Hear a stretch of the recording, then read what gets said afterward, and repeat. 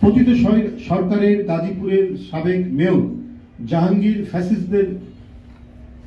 ফ্যাসিস্টদের নিয়ে virtual meeting করে বলেছেন, যে শহরে আমরা দিনের বেলা ঘুরতে পারি না সে শহরের কাউকে আমরা ঘুমাইতে দিব না। ও জন্মগতভাবেই একজন সন্ত্রাসী এবং গাজীপুরের যত গার্মেন্টস ফ্যাক্টরি,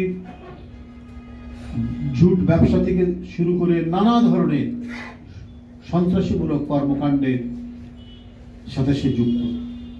এবং গত যে ছাত্র জনতার আন্দোলনে সেখানে অসংখ্য মোটরসাইকেল নিয়ে ছাত্রদের উপর সে ঝাঁপিয়ে পড়েছে এবং তার ভাষাও আপনি দেখেন কোনো রাজনৈতিক ভাষা না, একবারই আপনার মাফিয়াদের ভাষা, গুন্ডা পান্ডাদের ভাষা, সন্ত্রাসীদের ভাষা।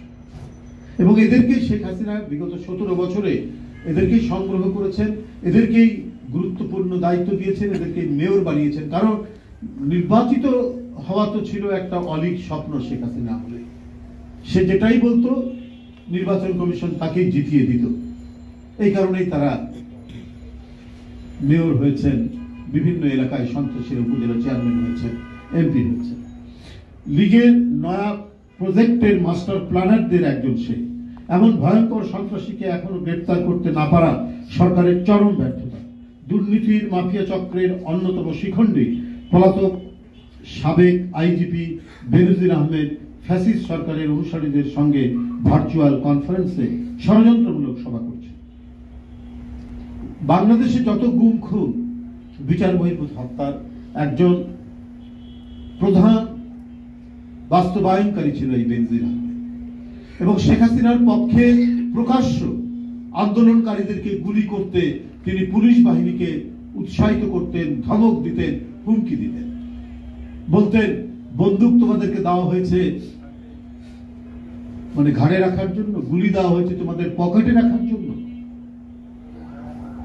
নিজ দেশের আন্দোলনকারী বিরোধী দলের নেতাকর্মীদেরকে হত্যার যে নির্দেশ দিতে পারে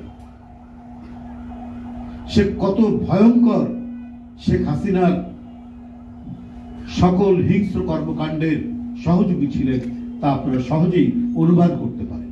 এবং পাশাপাশি তাই নয়, কত নিরীহ জনগণের সহায় সম্পত্তি দখল করেছে এবং কত হিন্দু জনগোষ্ঠীর সহায় সম্পত্তি দখল করেছে তার শেষ নেই, যেটা আপনারা নিশ্চয়ই ইতিমধ্যে বিভিন্ন সংবাদপত্রে আপনারা দেখেছেন।